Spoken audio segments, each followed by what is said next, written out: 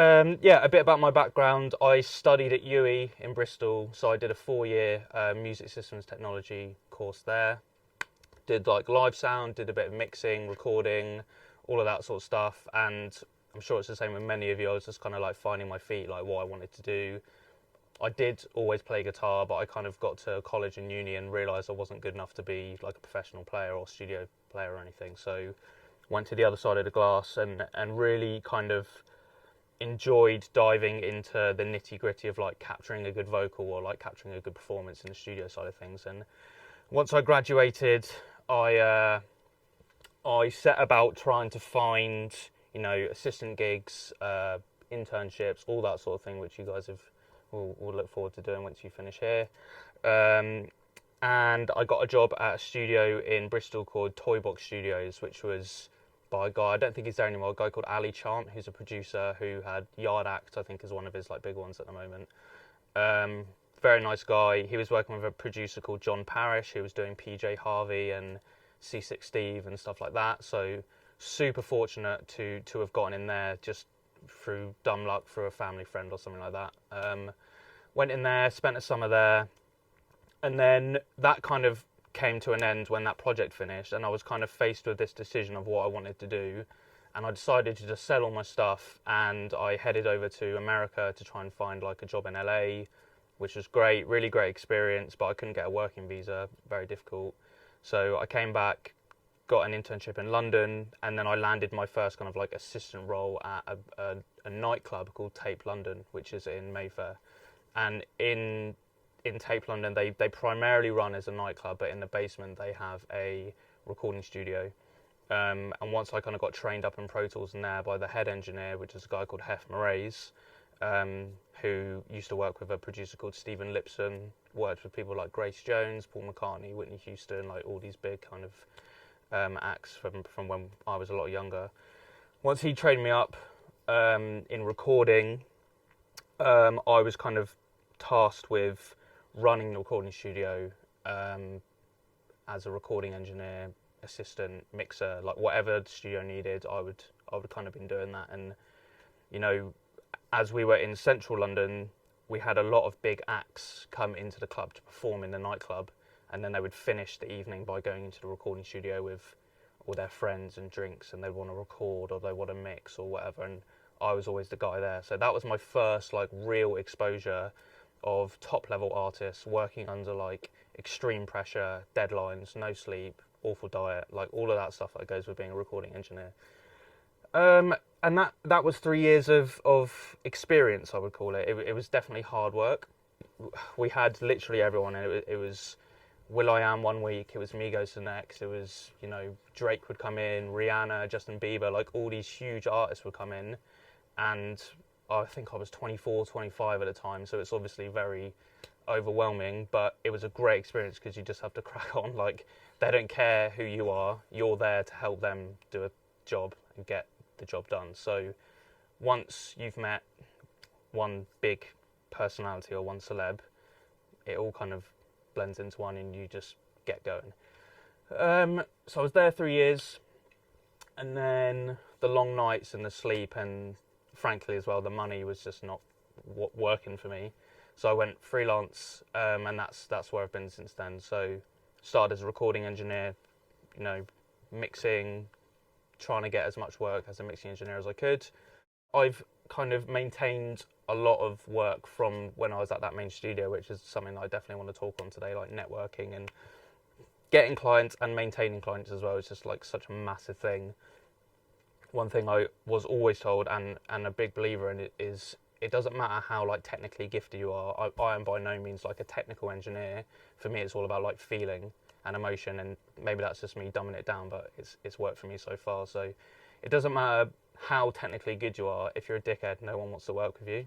So like, it's just so true. I've met some extremely talented people, but their attitude sucks, and people stay away from them in the industry. So, just bear that in mind moving forwards. Don't burn any bridges just yet. So yeah, maintain some good contacts.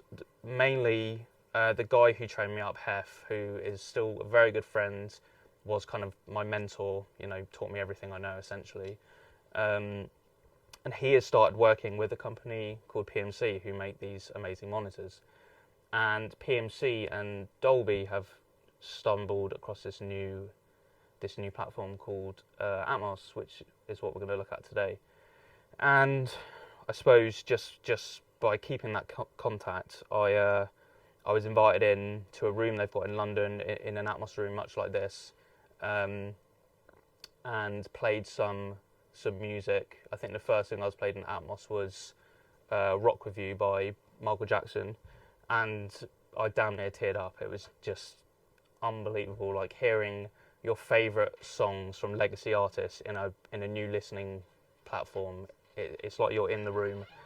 Hey, how's it going? It's amazing. It's amazing, and I'm really excited for where this technology is going to go. So we'll definitely have a good look into it today. Is there anything that anyone wants me to like touch on, like as we go? Any questions so far? Are we kind of happy to continue? Yeah. You know, when you were working in that studio, I'm assuming like, so were you having to literally turn around a song like the same day? Yeah. What were like the deadlines like? If an artist would come in at like 3, 4 in the morning, what was the?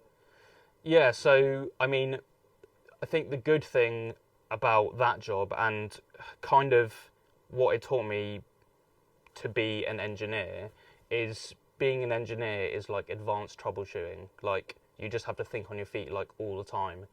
And a great engineer can see where a problem is going to happen down the road and they fix it before it gets there. So with that being said, I mean, I'm trying to think of like a specific example.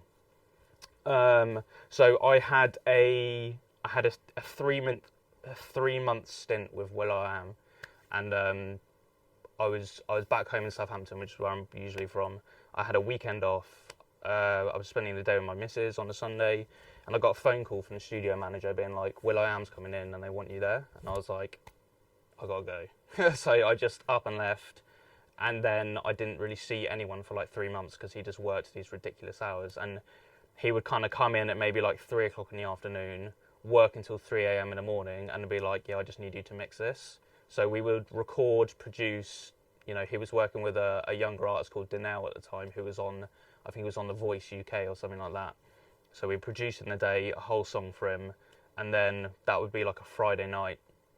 It was going to be aired on Saturday night, and he'd give me like, I don't know, I think at one point I had to like mix a whole song in like 3 hours, and I called my boss like panicking. He was just like, just do what we've taught you kind of thing. So it was extreme pressure, but when it's someone like Will.i.am being like, hit, essentially to me it was like, here's an opportunity, and I was like, I'm absolutely going to take it. So it would vary so much. Sometimes you'd get things a bit more long term. You get like a longer project where you get to really like nurture things, but a lot of the time, like working in this industry, the turnover is crazy. It's crazy, and unfortunately, like people aren't as organised as I wish they were. So you do get I still get phone calls all the time, like especially with this Atmos stuff, because people are still learning how to like deliver stems and deliver masters and all that sort of thing. We need this mix tweak, and it's 1 a.m. in the morning, and they need it released for like 7 a.m. the next day, kind of thing. So it's pressure, but pressure makes diamonds, I suppose is what they say, doesn't it? So yeah.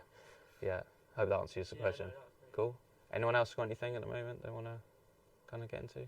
When you're given 3 hours to mix, Mm-hmm. is there anything you kind of like almost do differently? Obviously, like you do it differently because you're doing it really quickly, but obviously ear fatigue is an issue. And Yeah. just like working that late, you're not going to be as switched on. Is there anything you can do differently to kind of like counteract just making a shit mix? Yeah, Coffee. yeah, a lot of coffee. Just coffee as well.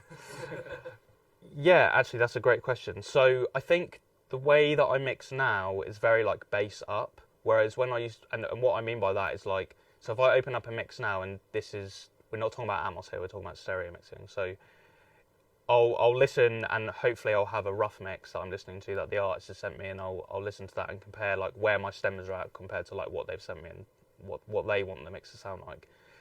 I'll usually go into the vocal first. If it's like a vocal performance mix or song, you know what I mean, then I'll start taming the vocal in. So I'll automate that. I'll clip gain like any S's, anything harsh down, and that's even before I'm not on any plugins at this point. So I'm just listening to the vocal raw. Usually they've processed it and they've got their top end going, and they've got their compressor going. Usually it's slammed, but I'll always take the peaks down on my S's first, because those are the things that really bug my ears when I listen to something straight away. When I was in the studio and I was doing it like as quick as possible, I'll kind of flip it and mix from the top down, meaning I'll go onto the mix bus first and I'll get compression going, I'll get the limiter going, like, and then I'll work my way down, if that makes sense. So mix bus, then I might look at my drum bus, then I might look at my vocal bus, and then you're making broader changes rather than like going it, because if you spend an hour on a vocal, you've just eaten up a third of your time. So I'd rather start from the top and go down from there. But honestly, there's no like right or wrong way to like approach it. It's just whatever works in the moment. Cool? Sweet, yeah. Great. Anyone else got anything? I think that kind of answered my question, but like one of my problems is just going on a tangent. Yeah. And then realising like an hour later I've been messing around with something that's probably... So like, do you still have those moments now? Like, Yeah. you've just gone down a rabbit hole and you're like, okay, I need to like stop. Yeah. Or like you played with a compressor and it's been switched off the whole time. Yeah, all the time. All the time. Stop down and process that. Kind of, does that alleviate that a little bit? Because like the framework's there and you just need to mix into it. Yeah, exactly. And if I'm being honest, I haven't mixed top down in a long time, just because when you're working in a major studio or a working studio, you're most likely going to be employed by someone else, whereas I'm employed by myself now. So if the project isn't right for me, i.e. the deadline is ridiculous and it's not Drake or Jay-Z, which I haven't mixed, by the way, but like, unless it's someone crazy that I'm like, I need this opportunity, then I would probably just be like, it's not for me. Because at the end of the day, like, if I put something out that sounds not great, my name's attached to it, and it catches on quick. Like, the industry is so small, especially in London. Like, everyone knows everyone, so if you put like a bad mix out, then that'll go. Sorry, going back to what you kind of asked originally, yes, all the time, going down tangents, like mix a vocal or a snare or a drum sound, and then 45 minutes later scrap it and start again. So yeah, like second guessing yourself is a massive thing. And it's also really difficult to, like, when you're looking around at your peers or people you admire, like, I don't know if you guys know about like Jason Joshua or Manny Marroquin, or like back when I started learning, it was Dave Pensado. So I'd gone Dave Pensado's place and like look up all the mix tricks and think that was going to be the thing, like the 1176 on this vocal, and like, do you know what I mean? Like, looking at those things, and those are going to be the things that like fix my mix.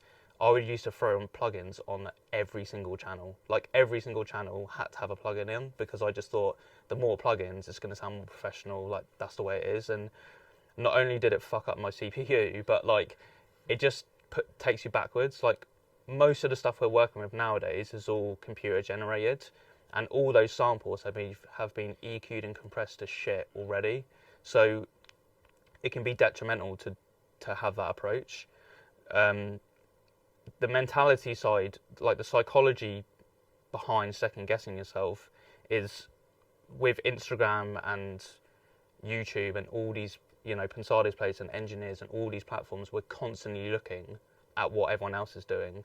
So you are just comparing yourself all the time. And I still have it now. I have friends who are mixing engineers, and I listen to their stuff and I'm like, Jesus, like, how have they done that? But I've learned, probably honestly only in like the last year or two, to like, people come to me, they want my taste, I back myself, and yeah, you just gotta power on.